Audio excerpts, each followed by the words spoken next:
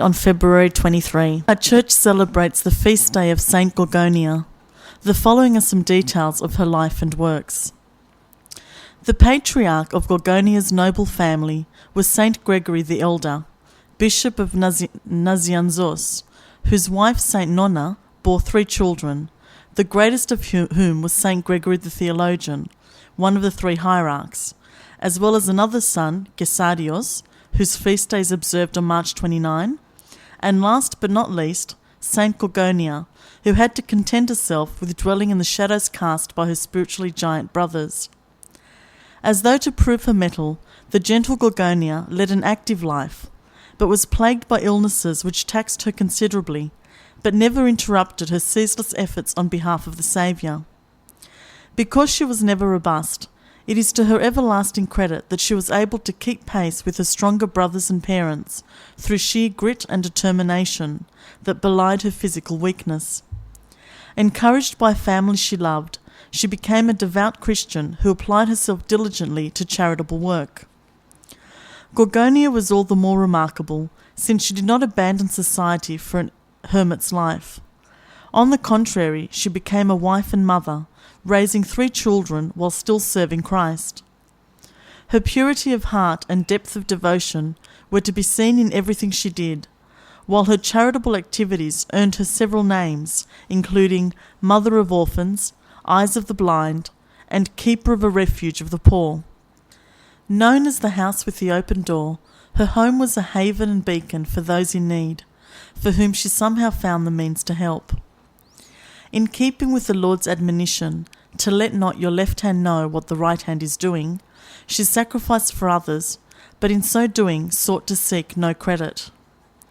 A legend in her own time, she loomed larger than life to those about her, who watched with loving eye as she sought to her many ministrations.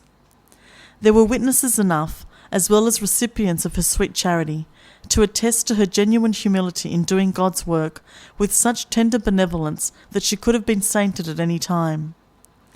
There were many instances when Gorgonia was favoured by God as few women are.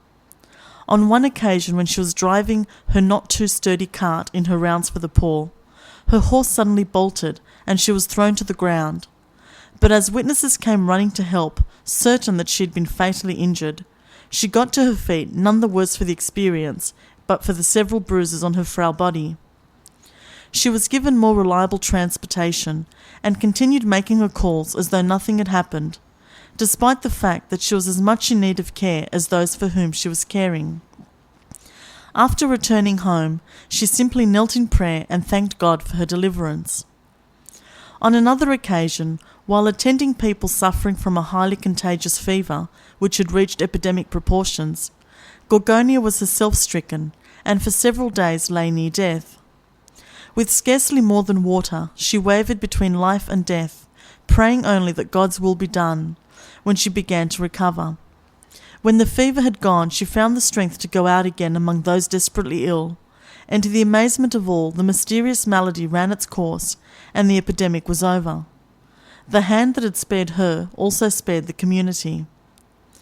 Unable because of her sex to ascend the pulpit and preach, Gorgonia was content to address informal groups, forming ladies' auxiliaries which are today the very heart of the Greek Orthodox Church.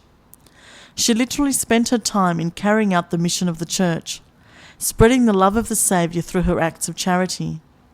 But her health began to fail rapidly, and after having a vision in which heaven was beckoning, she called her family around her, and after offering them her blessing, she died on February 23.